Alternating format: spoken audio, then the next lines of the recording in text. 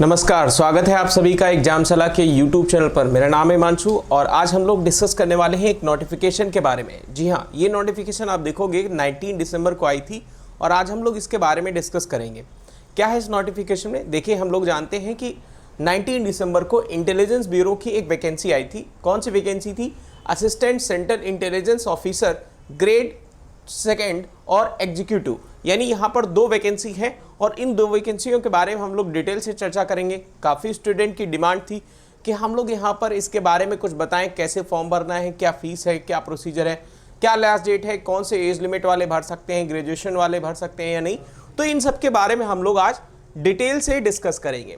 तो हम लोग क्या क्या यहाँ पर डिस्कस करने वाले हैं? सबसे पहली चीज़ हम लोग यहाँ पर देखते हैं कि assistant central intelligence officer executive, इनकी वैकेंसी है। तो इनमें कितनी वैकेंसी है, नहीं नंबर ऑफ वैकेंसीज कितनी है, सबसे पहले यहां पर देखा जाए तो नंबर ऑफ वैकेंसीज पर हम लोग यहां पर डिस्कस करेंगे।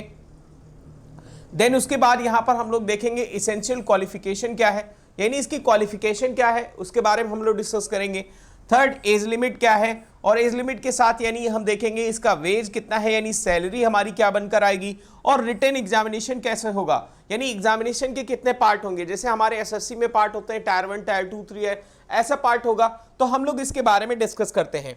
तो चलिए हम लोग यहाँ पर डिस्कस करने वाले हैं इसके बारे में कि यहाँ पर आप देखोगे कौन कौन से पार्ट आते हैं। तो सबसे पहले हम लोग अगर यहाँ पर डिस्कस करें इंटेलिजेंस ब्यूरो पर, तो देखिए यहाँ पर एक क्वेश्चन यहाँ तैयार कर लेते हैं कि जो इंटेलिजेंस ब्यूरो है हमारा, वो एक तरीके से डिपार्टमेंट है जो मिनिस्ट्री ऑफ होम अफेयर्स के अंदर आता है। ठीक है, ये चीज याद रखना है, किसके अंडर आता है?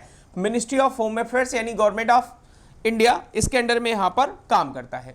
अब यहां पर हम बात करें तो इसमें आप देखोगे 2020 की ये वैकेंसी है और इस वैकेंसी में आप देखोगे कि कितनी वैकेंसी है। यहां पर आपको वैकेंसीज, नंबर ऑफ वैकेंसीज के बारे में बताया गया है कि अप्रॉक्स यहां पर वैकेंसी है। अप्रॉक्स का मतलब है ये वैकेंसी बढ़ाई भी जा सकती है।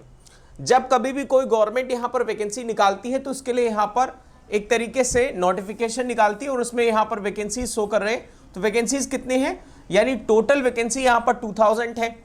अनरिजर्व कैटेगरी के यहां पर 989, ईडब्ल्यूएस यानी इकोनॉमिक वीकर सेक्शन, ओबीसी 417 और यहां पर एससी के लिए 360 और एसटी के लिए 121 यहां पर वैकेंसीज है।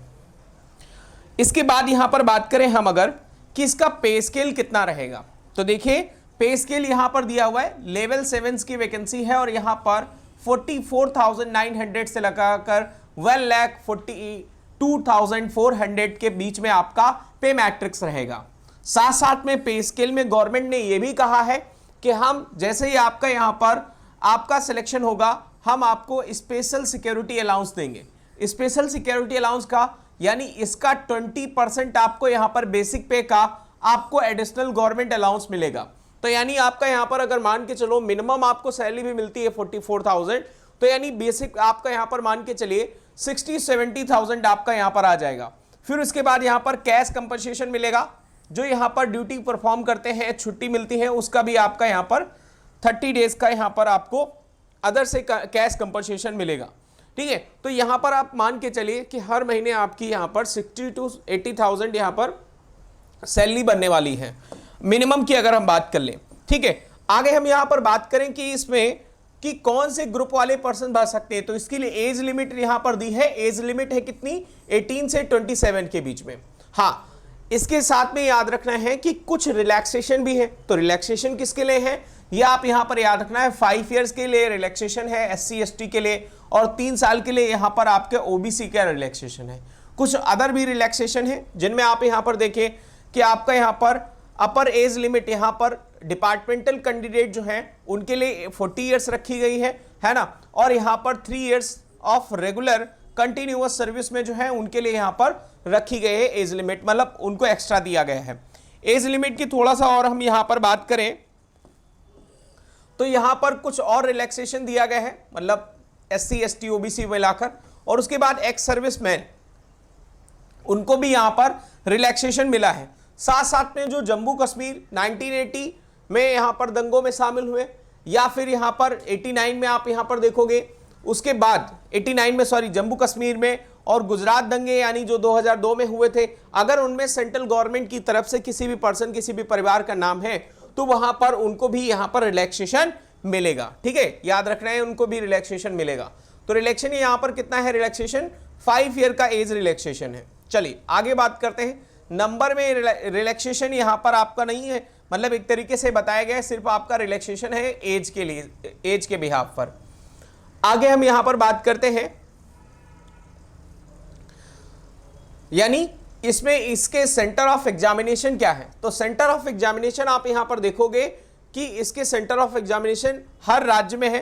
तो जैसे हम यहां पर गुजरात की बात करें तो सूरत, राजकोट, बड़ौदा, अहमदाबाद, है ना, इन सभी जगहों पर यानी इसके क्या है, इसके एग्जामिनेशन सेंटर हैं। और इसकी पोस्टिंग कहां पर होगी, तो यहां पर लिखा हुआ है service liability, post involve all India service liability, मतलब आपको कहीं पर भी भेजा जा सकता है। ऐसा बिल्कुल नहीं है कि आप यहां पर जहां भी पोस्टिंग हुए तो आपको होम टाउन मिलेगा, नहीं, जिनको बाहर जाना है या फिर यहां पर पूरे ऑल ओवर इंडिया में कहीं पर भी सर्विस आपको मिल सकती है। ऐसा पर्टिकुलर कोई स्टेट नहीं है कि आपको वहीं पर सर्विस मिलेगी, कहीं पर भी भेजा जा सकता है ऑल ओवर इंडिया।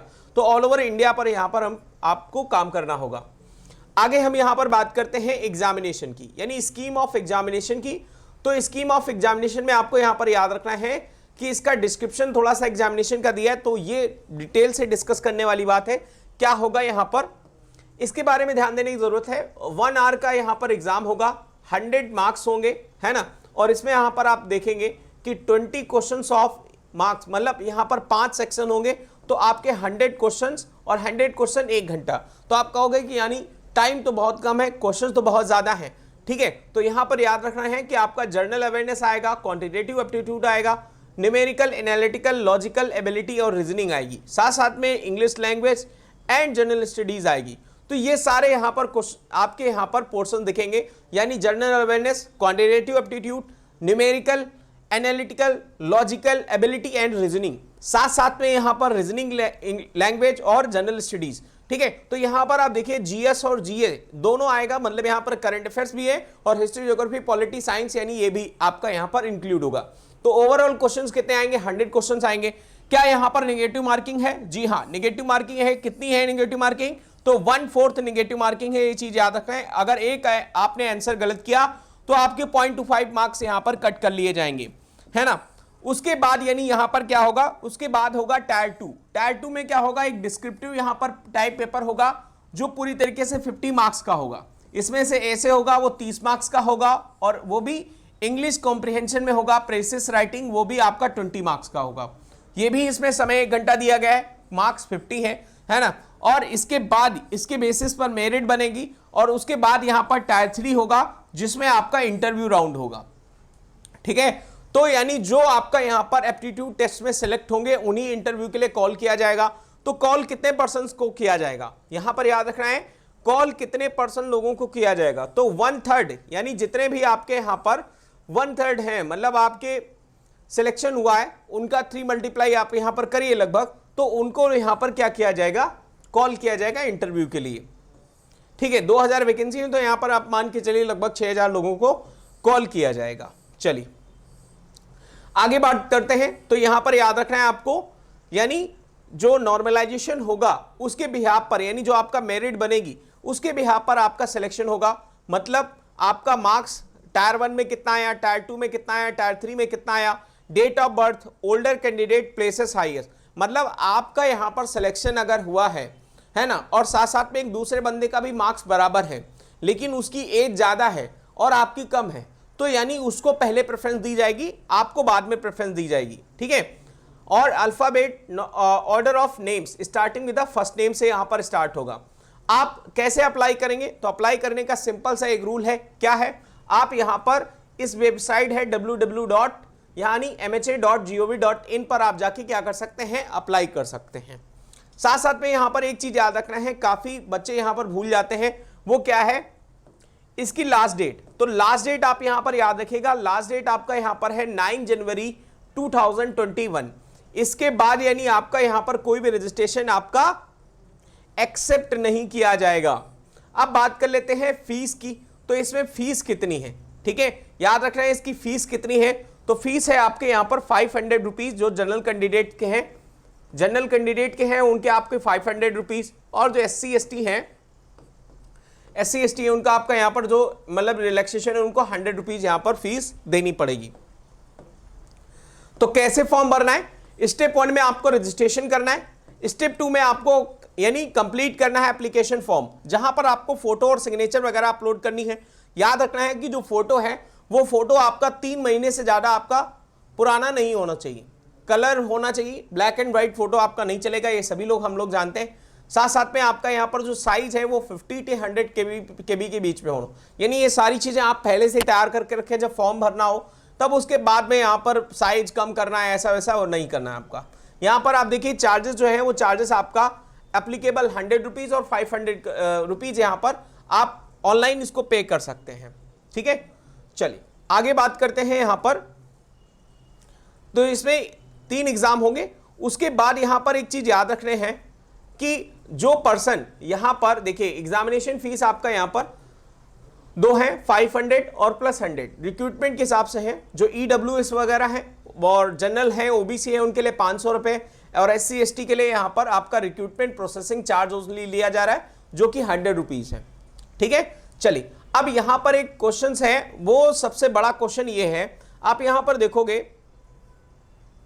कि जो पर्सन यहाँ पर EWS वाले हैं यानी जिन्होंने इकोनॉमिक वीकर सेक्शन के अंडर में आते हैं तो वो क्या करें। तो ध्यान से सुनिएगा, यहां पर जब कभी भी आप किसी का फॉर्म भरेंगे और वो पर्सन यानी जो इकोनॉमिक वीकर सेक्शन में आते हैं उन्हें क्या करना है, इस तरीके का एक फॉर्म होगा, वो फॉर्म आपको यहां पर क्या करना होगा, इकोनॉमिक वीकर सेक्शन यानी जो ये तो बैकवर्ड क्लास का है, अदर बैकवर्ड क्लास का, तो बैकवर्ड क्लास वाले यहां पर अपना फॉर्म भरेंगे। देन उसके बाद यानी इकोनॉमिक ये OBC डिक्लेरेशन अंडरटेकिंग आएगा। देन उसके बाद यहां पर आप देखोगे सेकेंड फॉर्म आएगा यहाँ पर इकोनॉमिक वीकर सेक्शन। ठीक है, तो इकोनॉमिक वीकर सेक्शंस का यहाँ पर आपको इनकम असेट्स एंड सर्टिफिकेट आपको पहले से बनवा कर रखना होगा।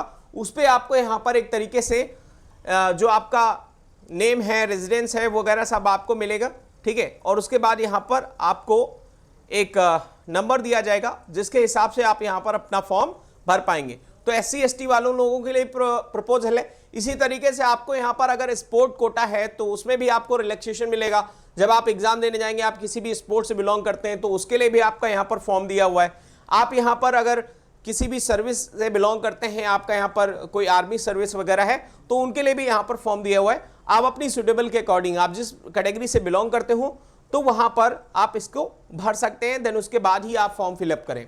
तो इसके अलावा यानी आपको फॉर्म में किसी भी तरीके की जानकारी चाहिए हो या आपको यहाँ पर किसी भी तरीके से कोई भी डाउट रह गया हो तो आप क्या कर सकते हैं, यानी यहाँ पर एग्जामशाला के नंबर पे आप कांटेक्ट कर सकते हैं और वहाँ से सारे आप डाउट सॉल्व कर सकते हैं या फिर यहाँ पर ही आके फॉर्म भर सकते हैं। तो आज के लिए इतना ही, मिलेंगे हम लोग नेक्स्ट सेशन में। Thank you.